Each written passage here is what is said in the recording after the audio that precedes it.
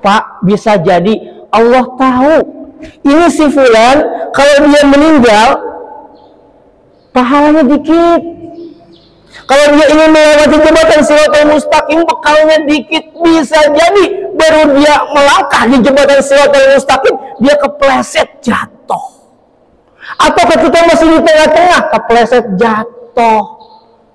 Makanya Allah sayang sama kita. Allah berikan kita penyakit, tujuannya Allah ingin tambah pahala kita. Apalagi kalau orang yang diuji sabar. Bapak Ibu rahmati Allah, pahala sabar itu tanpa batas. Makanya kalau orang sabar itu gak ada batasnya.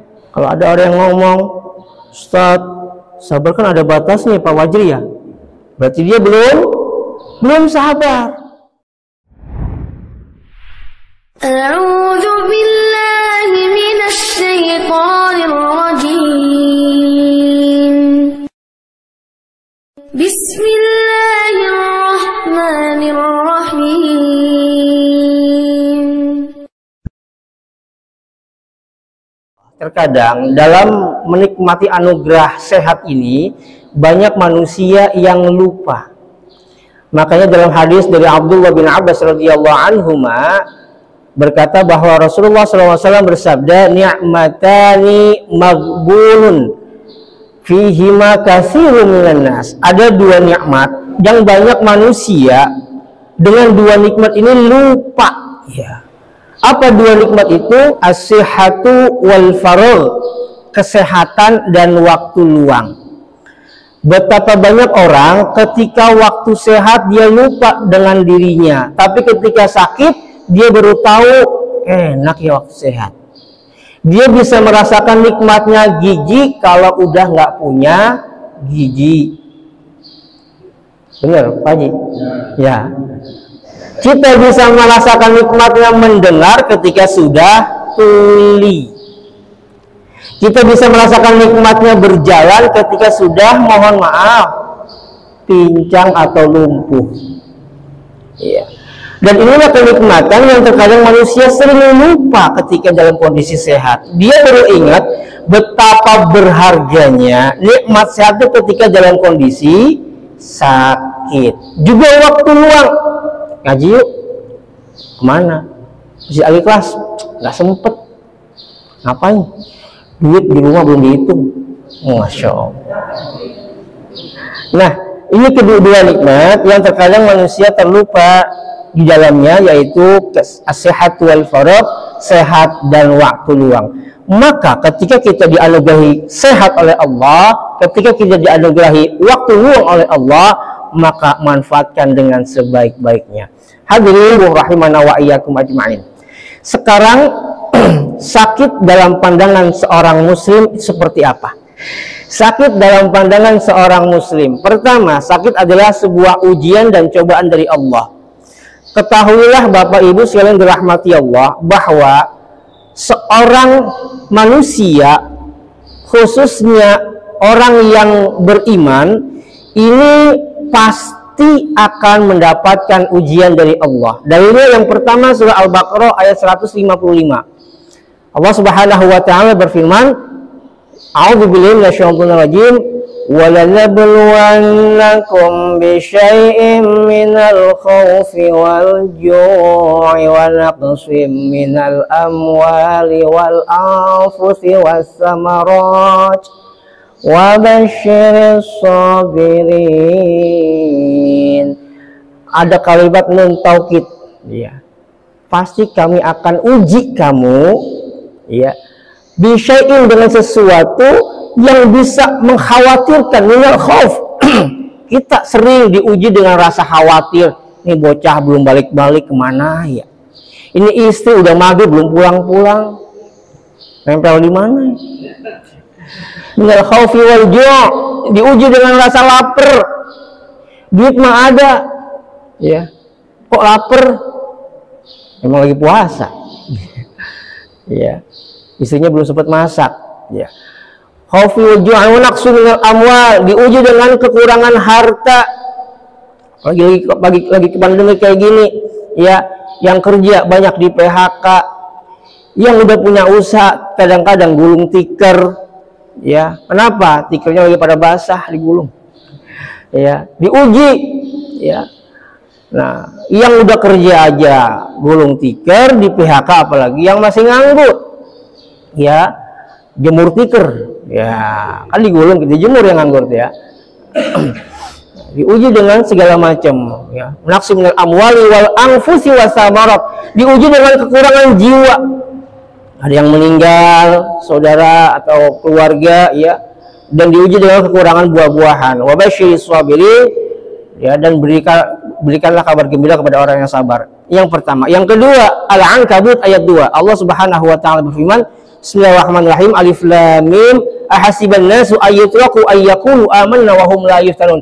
Apakah mereka dibiarkan mengatakan saya telah beriman padahal mereka tidak diuji? Artinya Allah menyimpulkan seakan-akan memberikan pemahaman kepada kita, orang beriman pasti diuji. Makanya ketika kita dalam kondisi sakit, diuji dengan penyakit, yakinlah yang pertama bagi seorang yang beriman, penyakit datang sebagai ujian. Kenapa? Karena orang beriman diuji oleh Allah, harapannya agar bisa naik kelas. Iya. Ini orang beriman. Kalau orang kafir bukan diuji, hukuman, ya. Ya kagak sekolah, naik kelas. Gimana ceritanya, Bu Sumi, ya? Yang pertama, ujian dan cobaan dari Allah. Yang kedua, sarana penambah pahala. Bapak Ibu yang dirahmati Allah, ketika seorang muslim diuji, yakinlah bahwa ketika dia diuji dengan penyakit, sesuatu yang tidak menyenangkan, yakinlah bahwa Allah Subhanahu wa taala hendak memberikan pahala kepada kita. Terlebih kalau dia sabar. Ya. Kalau orang sabar diuji dengan sakit, dia sabar, Allah kasih pahala tanpa batas. Dalilnya surat Az-Zumar ayat 10. Allah berfirman, innama yuwaffas sabiruna ajrahum bighairi hisab. Sesungguhnya hanya orang-orang yang sabarlah yang mendapatkan pahala tanpa batas.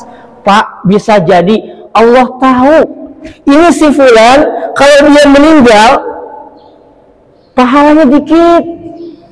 Kalau dia ingin melewati jembatan Shiratal Mustaqim, bekalnya dikit, bisa jadi baru dia melangkah di jembatan Shiratal Mustaqim, dia kepleset jatuh. Atau ketika masih di tengah-tengah, kepleset jatuh. Makanya Allah sayang sama kita, Allah berikan kita penyakit, tujuannya Allah ingin tambah pahala kita. Apalagi kalau orang yang diuji sabar. Bapak Ibu rahmati Allah, pahala sabar itu tanpa batas. Makanya kalau orang sabar itu gak ada batasnya. Kalau ada orang yang ngomong, Ustaz, sabar kan ada batasnya Pak Wajri, ya, berarti dia belum sabar. Saya ngomong begini, sabar. Terkadang kita satu saat akan diuji dengan apa yang kita ucapkan. Ya, sabar. Situ nggak ngerasain. Gitu. Ketika seorang diuji dengan sesuatu yang tidak menyenangkan, diuji dengan sakit, yakinlah Allah ingin menambah pahala kepada kita. Ketika diuji dengan sakit, yakinlah ini sebagai penggugur dosa. Dan Rasulullah SAW beliau bersabda, ma yusibul muslima min nasabin wala wasabin wala hammin wala huznin wala adha wala ghammin hatta syaukati yushakuha illa kafarallahu biha min khotoyahu. Tidaklah menimpa seorang muslim suatu kelelahan, sakit, diuji dengan khawatir, sedih, galau, gangguan, rasa duka, sampai duri yang nusuk kita nih, lagi metik kembang atau bunga mawar ketusuk. Cuma gara-gara itu, yakinlah bahwa Allah Subhanahu wa taala menghapus dosa-dosa kita. Dalil lain, hadis riwayat Imam Al-Bukhari, Imam Muslim. Dari hadis riwayat Imam Muslim dari Bunda Aisyah radhiyallahu anha, Rasulullah bersabda, ma min syai'in yusibul mu'mina hatta syaukati yusibuha illa kataballahu biha hasanah au hutat anhu ya khati'ah. Tidaklah sesuatu yang menimpa seorang yang beriman walau hanya sekadar tertusuk duri, apalagi yang lebih jasad dari itu.